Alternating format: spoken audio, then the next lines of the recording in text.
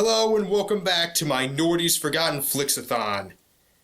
Daniel Radcliffe has had an interesting career since the Harry Potter series ended. Sure, there are some normal roles in there, like The Woman in Black and Now You See Me Too, but it's like he thought, you know what, I'm rich. I spent my entire teen years playing one of the most famous literary characters of all time. I'm just gonna go for the weirdest roles I can find. From a cop going undercover as a neo-Nazi in Imperium, to Igor the Hunchback in Victor Frankenstein, to a cocaine smuggler in Beast of Burden, to a literal farting corpse in Swiss Army Man, and now he's apparently an angel sent to do all of God's miracles in a TBS show. We have to answer all those prayers. I generally try and shoot for 4 a day.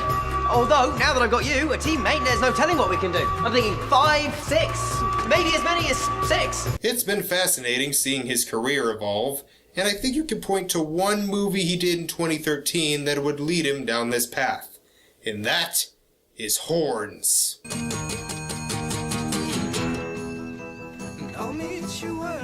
Released to TIFF in 2013, but given a wide release in 2014, Horns was directed by Alexandra Aja and written by Keith Boonen, adapted from a book by Joe Hill. It follows a man named Ig Parrish, played by Radcliffe, who has been accused of killing his ex-girlfriend Marin, played by Juno Temple. After going on a drunken rampage on her memorial, he wakes up the next day with 2 horns growing out of his head, and they only seem to be getting bigger. As he tries to figure out why this is happening, everyone starts acting weird around him. They start telling him their worst thoughts and sins, and when he touches someone, he can also see the sins they've committed, such as a woman cheating on her husband with a golf instructor. What it's worth, I'd like to kick my daughter right in her spoiled ass. I feel like I have to yell at that girl's mother. I know it's not her fault that her daughter's a screechy puke, but really now. I hate Mommy.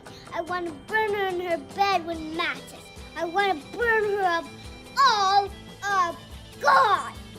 So now he has to clear his name while everything in town is basically going straight to hell. Almost literally. Okay, first things first, this is a really funny movie. I mean, not all the time, but I was surprised how much I was laughing during this. This is a great dark comedy, even if it's not always balanced. Some of these sin confessions are absolutely ludicrous. One of them leads to a bar being burned, and another involves journalists beating the shit out of each other.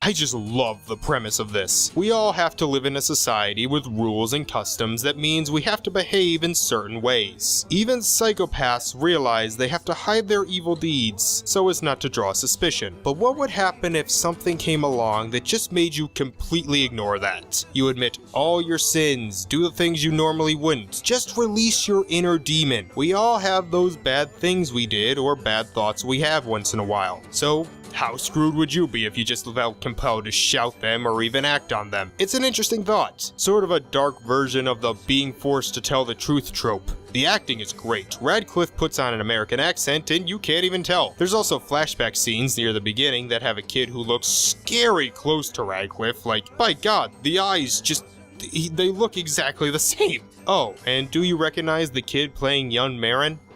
Thanks again for fixing my cross. You're my favorite person in the world. I wouldn't change a thing about you. Yeah, that's Sabrina Carpenter. Speaking of the flashbacks, there's also a scene underwater that is one of the most uncomfortable and suspenseful scenes I've seen in years. And I do like Ig and Marin as a couple. The two just have some nice chemistry, and they're just so cute. Some of these confessions are genuinely heartbreaking. My favorite scene in the movie is between Ig and his mother. You can just see the pain in his eyes when his own mother says she wants nothing to do with him.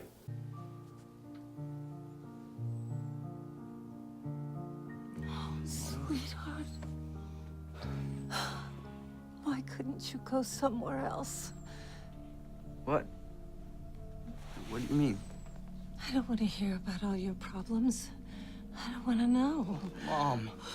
Sometimes when you talk, I just want to sing. La la la la la la.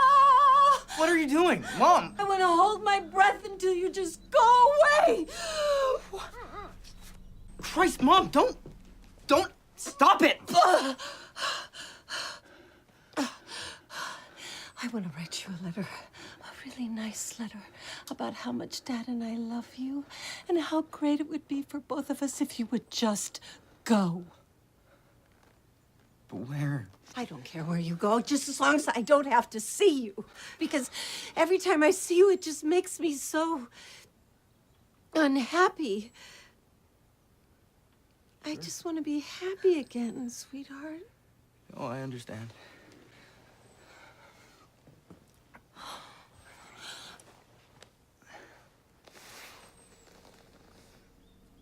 And I don't want you to be my son anymore. And the scene between him and his dad is pretty good too. But with you, I never know what to say to you. Well, that's not bad, all things considered. As is the scene between Ig and Marin's dad. There's a lot of just good interactions in this. It juggles several different tones, but it never feels like whiplash. It flows naturally. And the makeup on those horns is pretty damn good. There's really only one problem I have, and it's the ending. Not the twist, that was fine, but the climax is just a what the fuck. It's the only part that feels tonally consistent from the rest of the movie. It didn't get very good reviews and barely made a profit, but I'm not sure why. I mean, yeah, the ending isn't great, but I don't think it's one of those endings that kills the movie. It's original, it's funny, it's dramatic, and at some points it's pretty uncomfortable to watch. If you can, give it a try. I'd say it's probably my favorite not Potter Daniel Radcliffe movie. So tomorrow we jump straight into 2014 with a movie that should have gotten way more award recognition than it did. So thank you all for watching, and remember, God works in mysterious ways.